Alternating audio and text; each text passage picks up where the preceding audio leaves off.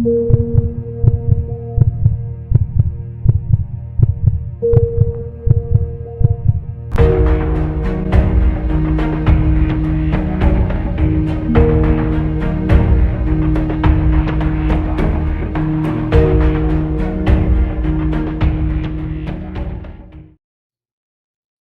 here we go again. Welcome back to the Offload Delay podcast. As it's titled, the podcast that's not only for first responders, and that will become a little more relevant today with our featured guest. Today, we're going to be talking about long-term care. A little different of a topic for us first responders, but let me tell you, it's a major part of what we do in our world, especially on the paramedic side. People don't realize how often we're attending the long-term care facilities. I'm sure if you think about it, it makes sense that we're there quite a bit. There's quite a vulnerable population that we deal with there, but we're not always there for urgent issues. We're often there for some political issues as well. And we'll get into that in a little bit. I myself have many calls related to the long term care facilities in my area and the trials and tribulations we've had as responders dealing with them in our community. And I don't mean them as the workers. Quite often here, I'm talking about the administration, the political backing or lack thereof that's involved with these institutions.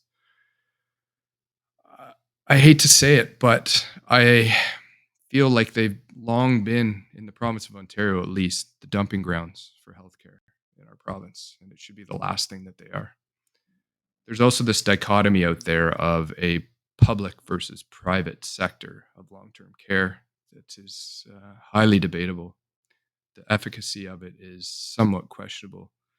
Not sure why or how this evolved, or why it's not simply part of all our other healthcare that we are so proud of here in Ontario. Any responder you ask will have a long term care story, and generally they're not going to be favorable. Some will be, but there will be some stories out there that will really make you shake your head. Even my own family, we've had to institutionalize, if you will, a relative that it just to see it from that side, not as a responder, was just heartbreaking. But that leads me into everybody else. You all have your heartbreaks, you all have your stresses, you all have your stories likely related to long term care or somebody you know that's dealing with long term care issues. And that's where my first guest in this line of talks, there's going to be more than one on long term care coming, where she comes in. Probably a month and a half ago now, I noticed this individual was quite an advocate for long term care on social media, as well as an advocate in person, attending rallies, conferences, whichever, to support the long term care network that's out there. And I became kind of intrigued as to what was driving this individual and what her story was. And I came to learn, as she will introduce shortly, she's not even a long term care employee or someone that's deeply involved in the business. She's actually, if you will, without being disrespectful, an outsider who's taken a great passion into this. And I find that highly respectful. And I need to bring her on. There was no doubt when I approached Leanne that I knew she was going to be a great guest. And we're going to bring Leanne in right now. And we're going to introduce Leanne. This is Leanne Schaefer. Hello, Leanne. Hello.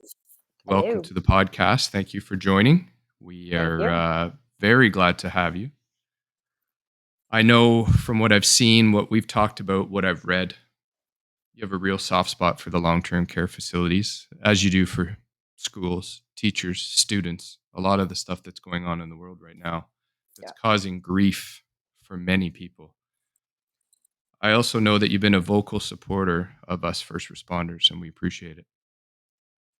This podcast was created, as I said earlier on another episode, to give us all a voice. And I'm honored to have you on to give you a voice for your purpose, your team, your cause, and the crew that you've been working very diligently with about long-term care. I just hope you can kind of tell us a little bit more about you. I know you're a business owner. You're a parent. You're a doggy parent, which is even more spectacular to me. I just love the dogs. And I've met your dog, and just a gem. But let us know what drives you. What led to this passion in long-term care, and how does it relate to your life and what you're doing around your business or your home?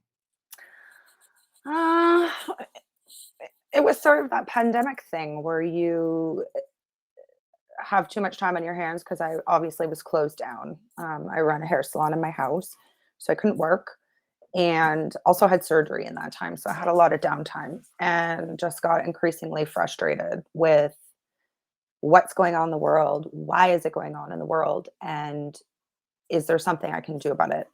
And so, probably my biggest advocate that I started watching was Dr. Vivian Stamatopoulos. So, watched some interviews and followed her along, and it was really nice because I got to sort of get an inside look.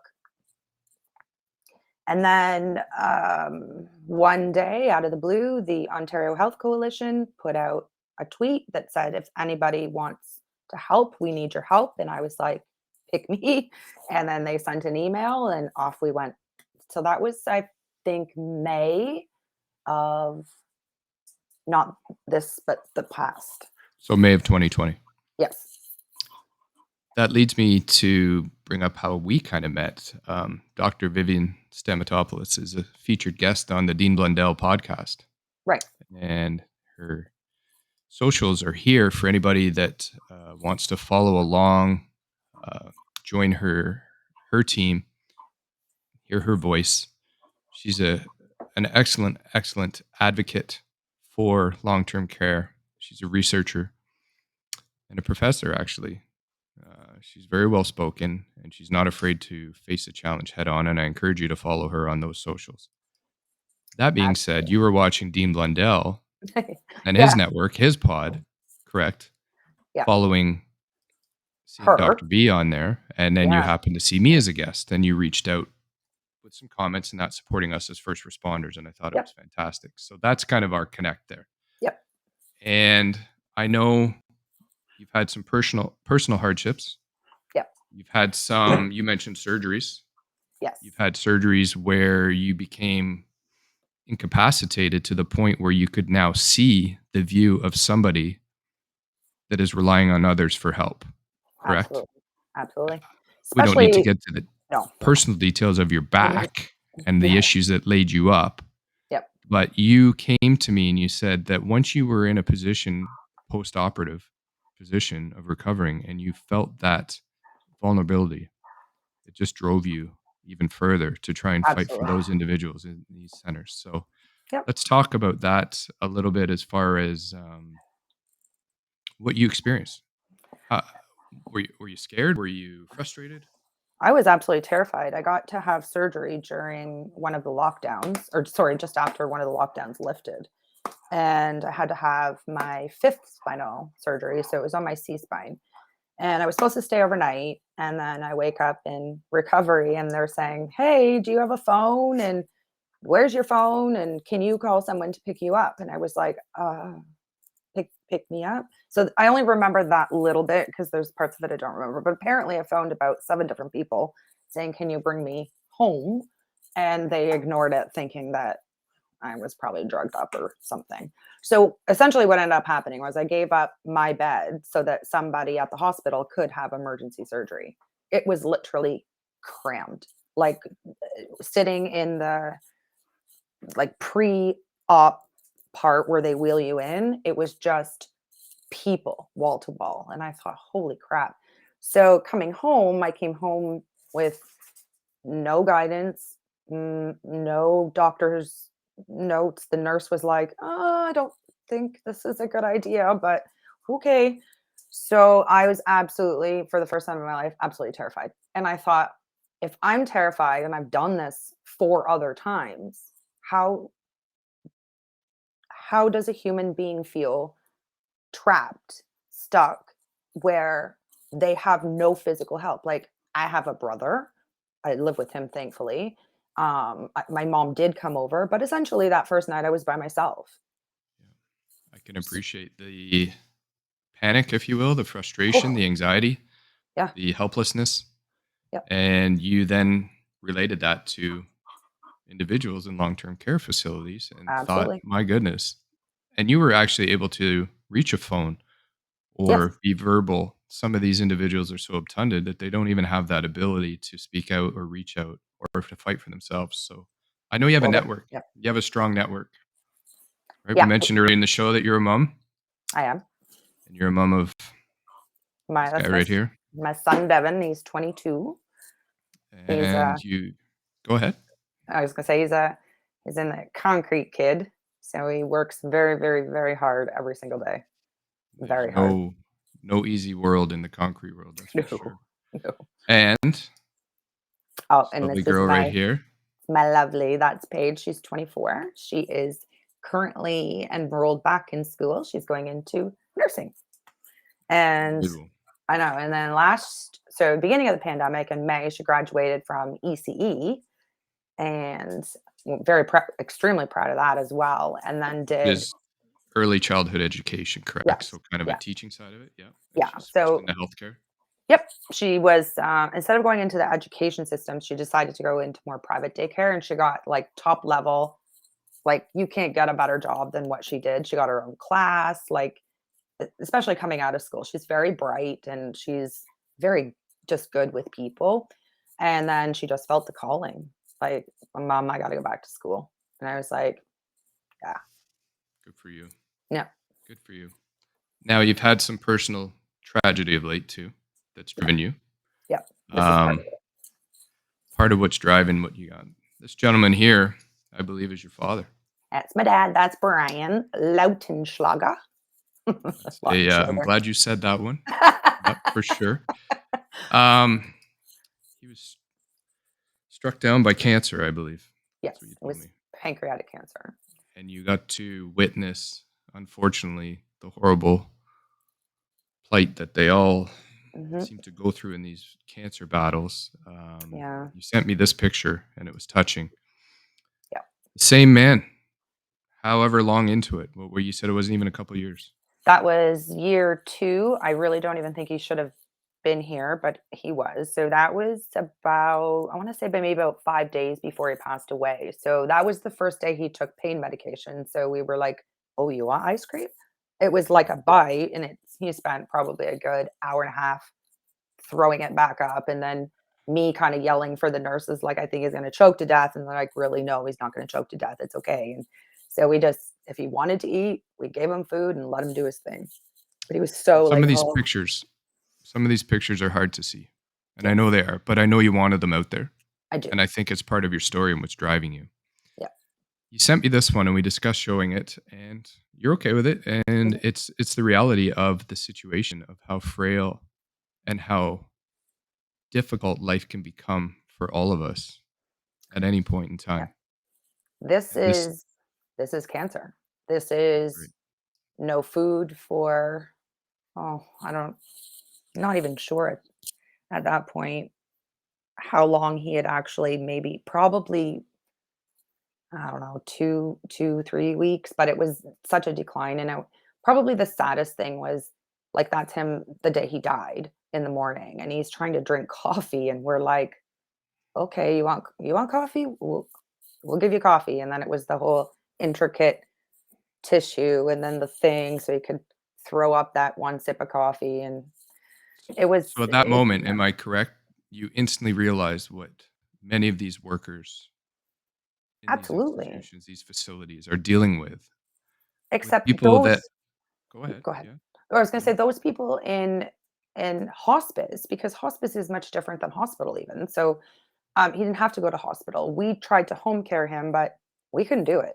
Like, we did what we could, the 2 of us, like, he had a 3rd wife, and she called and said, "I can't do this." So I was with him for a month. I took a month off work, took a month off home, somewhere, adopted a puppy, Stella, in between all that. I got her, like, 3 days before my dad passed away, And I just and, wanna to salute you guys with this picture. You wanted yeah, to share this as well. What yeah, a that was his, fantastic picture and a memory, right? yeah, his first stone day. And like, "Do you wanna do a selfie?" He's like, "Okay." He had Yeah. no it. Yeah, But it was funny. I think it's important for everybody watching, everyone that's getting to know you out there, that you're not just coming with a pounded fist and just kicking and No, screaming and you wanna make noise.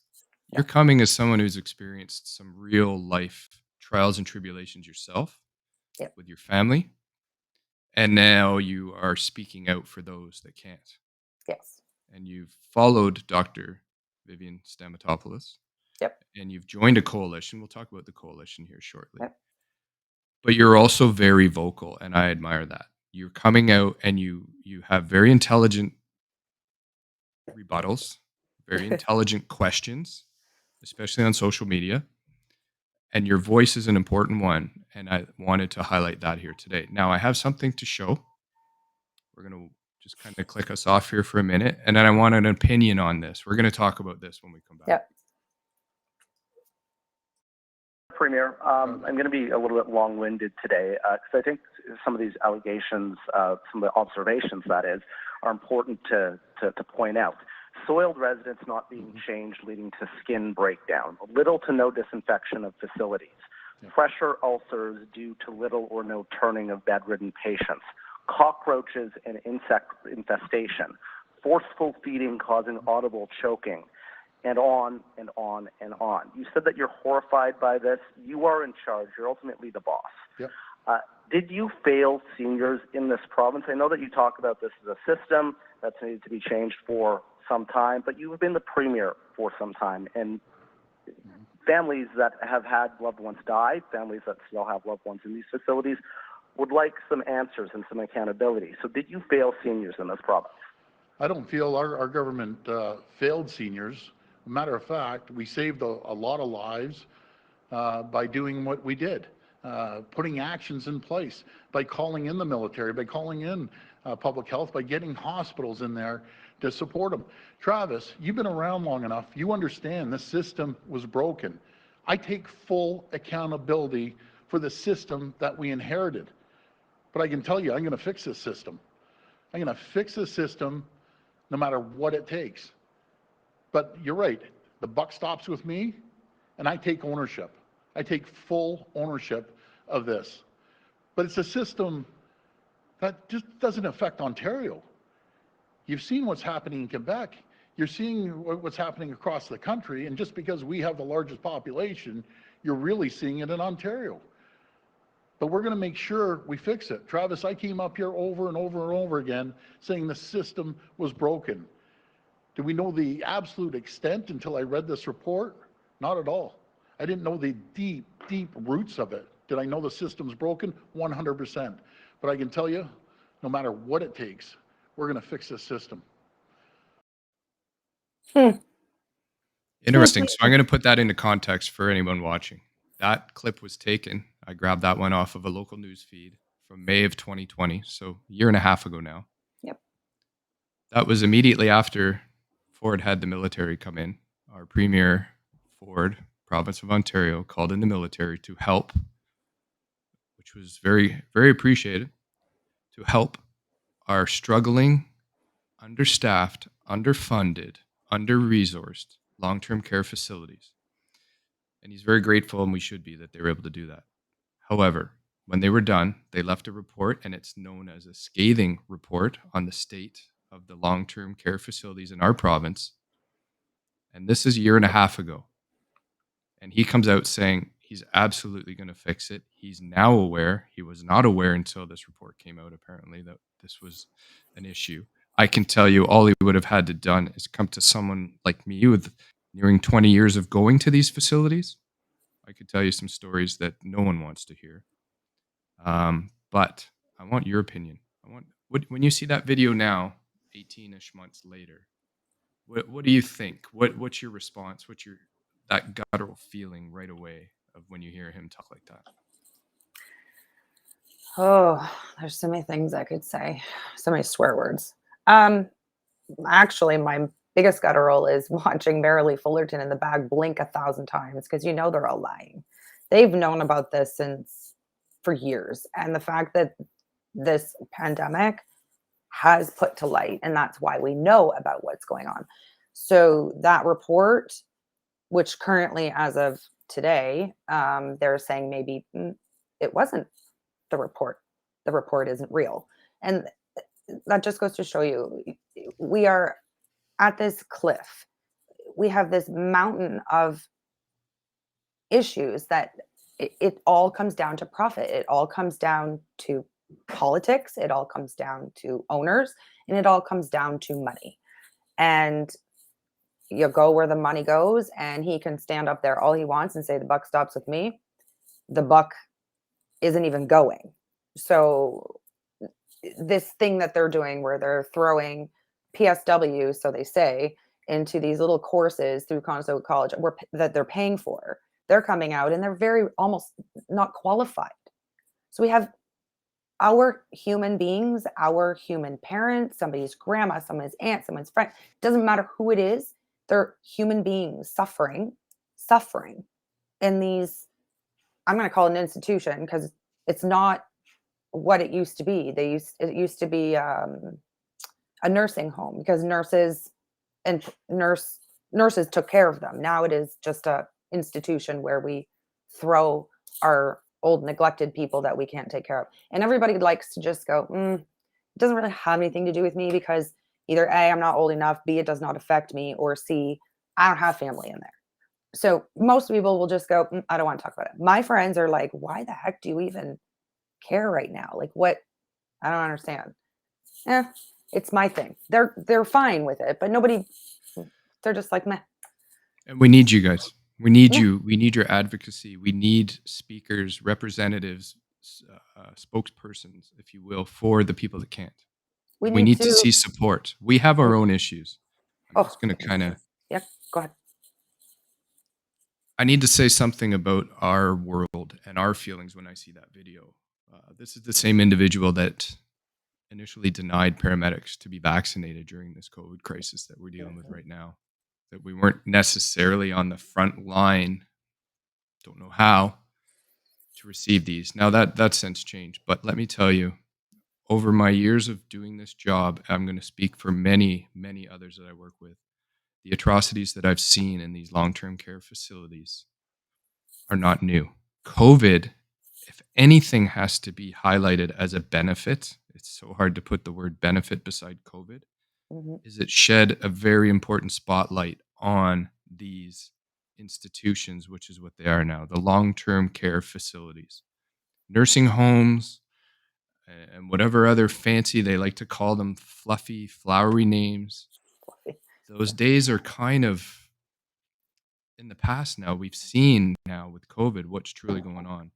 I will say that I've been part of issues, to give specific examples, I'm not afraid to say it, where these poor staff are so short and so undermanaged, underfunded, under budgeted, under assisted, that us as the ambulance will show up literally to take an individual out of there for the day with a problem they are not really able to tell us, transport that poor soul to the hospital to simply remove that individual for 24 hours from the facility so that they can have a little less burden on their staff. And I don't blame the staff. It's because they're No. understaffed.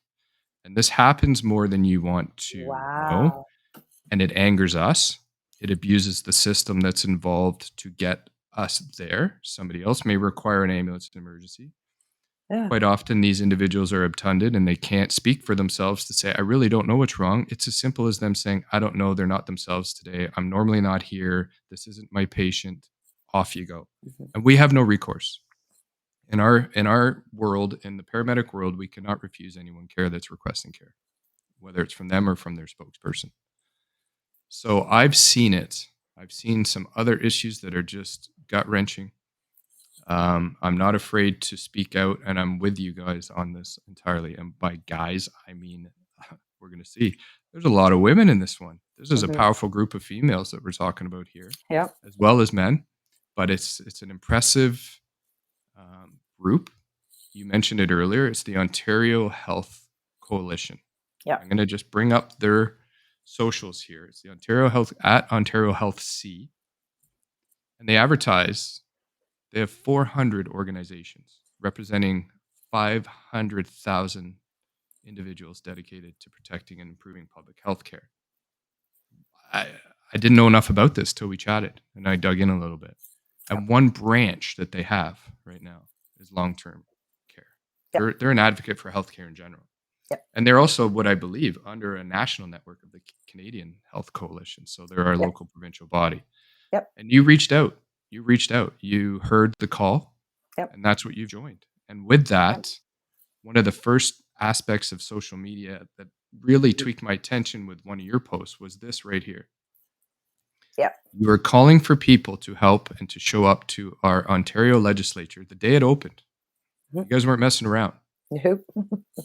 It was going to be the day they returned to session, Queen's Park in Toronto, and you held this protest. And I saw that and I thought, you know what? There's something more to this here than just someone posting on social media. And I had to dig in more. And kudos to all of you. Thank you. You have a name, right? There's a bunch of Yeah. you within this. This is the Ontario Health Coalition website. Simple, ontariohealthcoalition.ca. But within that, you've formed a group of these fantastic females Yes. that you refer to as, Long-term care sisters. and you have your own hashtag. You We have your own do. social media network. You have your own following. You have your own group. And I know a lot of that you're following Dr. Stamatopoulos, Yes. right? As one of the educated, leading, well-spoken advocates. You've kind of Yeah. taken to her very well. And it's my goal to get Dr. V on here, as well as some of your LTC sisters. Yep. We're going to talk about this even further, but I thought today was very important to get you on to Yeah. lead us on this uh, journey, a marathon. It's going to be a This marathon. important, this Yeah. important rally. Now, you explained that you've made some good friends through this coalition as well. Yes. Met some powerful people. You even went as far as you're all coming in from out of town. Yep. You're We're in all over. We're all you're a over. couple hours away from the rally. Yep. And you sent me this and you told me a story before we went live about how you all shed some tears, or you Yeah. did at least, a bunch of you, in this hotel room while you're making these signs that we see here in these banners. That's how emotional it is for you and for those other advocates that we thank. And we're very, very thankful for. We can't be everywhere. My little contribution right now is to hopefully have a podcast to get some voices out. And I have my own battles I'm fighting in the other worlds I'm in. And we Yeah. need everybody to take their piece along the way. And you sent this, and I think this is a fantastic photo. Yeah. This is the day of the rally, correct? October 4th? This is the day of the rally. And Natalie Manera, who runs our Ontario Health Coalition sector here, is kind of in the middle with the brown long sweater Is this her coat. here? Yeah, okay. I see her right in front of the sign. Yeah. I don't have specific of Natalie, I don't think here. That's you. Yep. Oh, There you are. I was Hands up. pissed, yelling. Yeah. It's amazing to see. And it's admirable. And the voice that you are giving others needs to be paid forward. Thank you. And you were showing the work going on in that room. And I believe you're crafting these. Yeah. We're in the pandemic, so you're protesting. The irony of protesting with a mask on isn't lost on me. You're trying to Yeah. give a voice while you're covering your voice. Yep. So you said, you know what? We're going to put a message right on top. And Yeah. we matter. And I by sat they, there. who do you mean? All of them. All of the 4,000 that we've lost, that are gone, that aren't coming back. They all matter. And I'm afraid we're going to forget. And we can't forget. And that's why your voice is so important. And I also think they matter are the staff, the families, Absolutely. And don't get me wrong. everybody. And Yes. I'm not belittling that. I just want to extend on it, Yes. because at no point in any of this do I blame any staff. No. They are actually some of the most overworked, underappreciated individuals, Underpaid. underpaid from top to bottom. Yep. All the And way down from the most minimal, what you may think is minimal position in those facilities, to the top. Yep. That's the And working something class top. absolutely. Dr. Vivian has always said, and don't quote me on it, you can ask her. There's a mentor that she has that I've listened to, and she's wow. Um, uh, the phrase quality of work equals quality of care. So if you don't give quality of work, which is equal pay, equal benefits, somewhere that they can go in and say, somebody's got my back, instead of this, sorry, bullshit that is bullshit. It's Mhm. absolutely, I just, sometimes I don't have words, and today is one of them, because it just, as my phone is binging and binging because they're in court right now for a long-term care place in Quebec, that they're, trying to figure out who's at fault for all the people that died. And I It's another case of we need a meeting to decide when we're going to have a meeting, to decide when we're going to have another meeting, to vote on a meeting. We need to actually step up here. November, or we're almost in November now of yeah, 2021. And that video I showed of our Premier Ford touting 18 months ago that he's going to his solve, iron we ring. haven't seen anything. I know when I go to calls, they're at these facilities, they're no different. I haven't I seen would a say it was single worse. thing change. Yeah, now you have a pandemic going through it, Yeah. and we've isolated them. We've Mhm. isolated them beyond any comprehension to their family, their loved ones, the single thing that they're uh, holding on to. Yes. And now we still haven't stepped up to support them. And I, I very much applaud you. You said your voice is lost today. It's not quite what it normally is. So let me tell you, I'd be impressed to see when it's on because you've been excellent. And this is the voice that they need. And I want to invite on this podcast right now Dr. Vin Stamatopoulos, who I've reached out to. And you've mentioned Natalie. I didn't. Monera. There's a Natalie with Natalie the Monera. Yep. Ontario Health Coalition and Yep. some other lovely individuals that we're going to Yep. get on in a short period of time following this podcast to follow it up. And Let's see where we're at. they would be so lovely, because I don't have any family in long-term care. I didn't lose anybody in long-term care. So I can have all of the empathy in the world for how they feel, but I don't know how they feel. These are Right. the women and men that lost their family members, who were locked out from their family for 160 days. Could you Mhm. imagine being completely at the end of your life, and you can see your loved one through a window, and you watch them decline, you watch them lose weight? Like, that's why that picture of my dad was so important, because there were patients that looked like that. There were patients that they saw their parents at the beginning of the pandemic and at a lockdown, and then, or they died. And I can't even imagine dying alone, dying without, I don't know. It's so heartbreaking that there are nights I don't sleep over it, and I'm not 100% sure. Maybe it's watching someone take their last breath. I mean, that's, You're passionate, and that passion is being driven in the right direction. And you have this network beside you of these yes. And I feel like this is experts. the right thing for me. I don't it just feels right. But could you imagine if we only ever reacted to things that mattered directly to us, like that we're officially tied to? Not, like, we need that. We need you to reach Yeah. out beyond your own individual tree branch Yeah. and That makes connect a the lot of sense. forest together. We need it. We need you. You need us. We're not Yes. alone in this, but we need a leader as well. And to have our leader not only create these false promises as they've been seen up to now, they're false, Ugh, but to abandon us during the pandemic. yes. We know the rumblings out there, him being muted during a federal election going on in pandemic. Suddenly he disappeared. Suddenly, conveniently, when his party was looking for seats at a different level of government, they basically said, Mm, possibly, can you yeah. just not be around for a while? Yeah. But while that's happening, we have no leadership in our roles. We have Oh, nothing to go by and we're fumbling our way through. So kudos to you. thank you. I feel really And for bad for you stepping guys. forward. We've all signed Yeah, up for a job and we're going to I know. continue. I guarantee you, I say it every time. We're going to keep doing our job. We just need the support of those around us, and that's growing. And we need to let people into our world to see. And there's some real doozy stuff coming up on the other pods as well. This is going to fit in just nicely with all the rest of it. It's all about insight, it's all about a fly on the wall. The last podcast, I was like, whoa. Like, you understand PTSD. Like, we all know the term. We all understand. I think I have post-traumatic surgery disorder, honest to God. Yeah. But, um, y that I was kinda riveted because I was watching going, "Holy shit." Like, Mhm. I I And guess that's the point.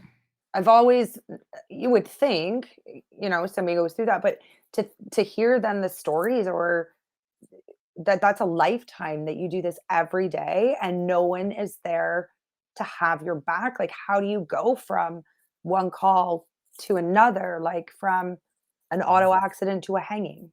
I'm sorry if I'm not, I don't, but No, but you're right. That's what it was in the pod. Yeah. I was just like,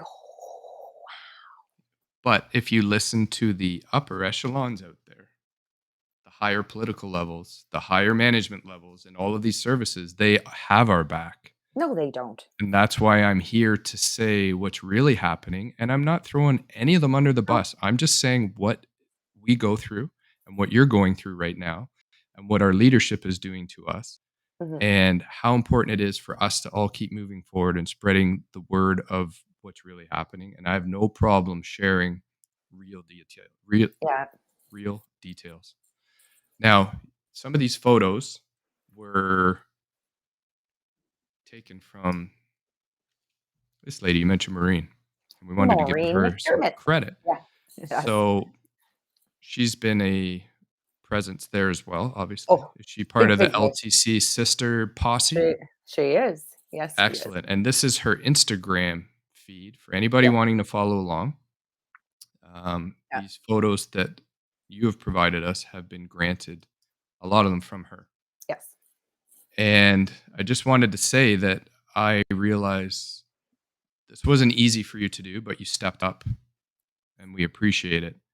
Uh, I'm going to speak on behalf of all first responders. It's a very big group to speak on behalf of, but we're thanking you and your team and the Oh, Ontario thank Health you. Coalition and the LTC Sisters, but specifically you for having our backs. Well, And if we can we're do going to do our anything, best to pay it forward to you as well. yeah, that's Eh, fantastic. You're a very talented person. You said you run your own business I do. and you even dabbled in this. This is a strike, which is a fantastic side of you that somebody we need to talk about briefly, obviously, but you became a bus Oh, driver for the transit system in your area for how long? I 5 minutes? That's 5 what I minutes, call and I in call that it 5 time, you minutes? were able to get into a legal strike and vote on a strike mandate in the 5 Yep, minutes. So, yep. you're Learn what a you're union was. you're a lady of many, many Hats? trades. Yeah. Yes, and you're not afraid of a challenge, obviously. Transit bus driving is no slouch of a detail either. I'm not gonna lie, I You now hold cried. that bus license. But if we can let everyone know, it didn't pan out because of your surgeries. Yes, yeah, So, unfortunately, you had a and vision and you I couldn't did. pursue and one thing led to another, and here you are sitting there talking to me from your place where you're Yep, working out of with your bus driver's license license. in your pocket, Yeah, moving forward, talking on behalf of all these fantastic ladies. So, I yeah. really, really want to thank you, and I'm Thank gonna you. invite you back, but you're not gone yet. I can't let you go Oh, just yet. okay. Each pod that we're doing, and people will catch on to this slowly but surely, I asked the same 3 questions of the guests the first time they're on. I'm not going to get you with this one again next time. This podcast is designed to be a fly on the wall in our world and in your world, and us as first responders and all those that are kind of curious about what we do and what drives us. So, if you could be a fly on any wall, listen in on anyone, anywhere, anything, what would that be? Hmm, and it can only be one? One fly, one wall? Uh, honest to that's a tough one. You can change your answer. You can mix it up, but is there Okay, something in so particular that even away from all of this passion, personal interests, I can't. hobbies? I thought about this for a couple days because I know the question because I remember the Yep, question, yeah, because you're and smart and you watched yeah, ahead. and I was like, so 2 things, honest to God, I wanna be in the back of an ambulance and see what happens. I've always been completely entranced by that. There's probably not a documentary I haven't watched or something.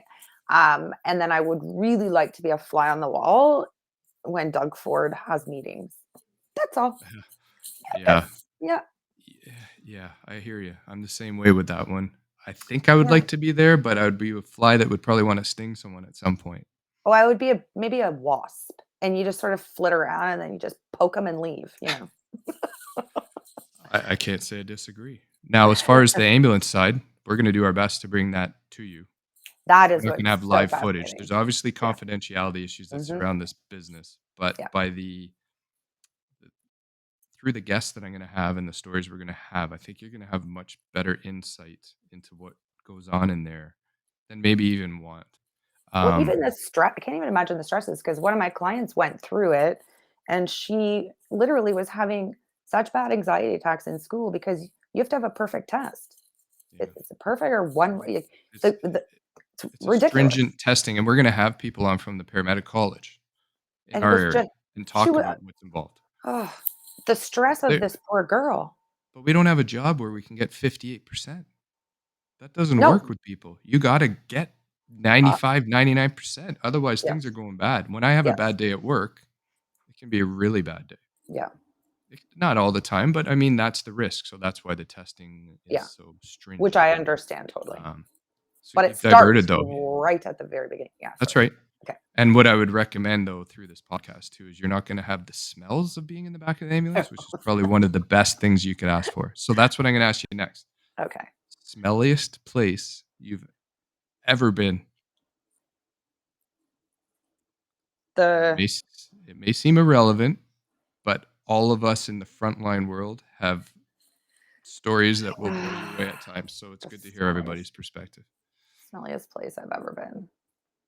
The the bottom of the green bin of my dog's poop Yeah. bags. It's Yeah, probably exactly. the Yeah. smelliest No, just place. horrible. And I can't even imagine, like, ugh. that is pale in comparison to some of the stuff that Oh, we I deal with, and it's not poo-pooing it, if you will. no. Yeah, I'm sure you're gonna Yeah. get that, um, connection. No, so Actually, I do. it's an odd question, but it's part of the Yep, go ahead. uh, You wanna change it? a, s- a s- a little. See, I forget, Yep, just remember a yep, senior client that mhm, lost a husband and got very upset and kind of hold herself in. She used to walk over here and get her hair done every week, and then she would come in, and I would be like, "Oh my god, like what's that smell?"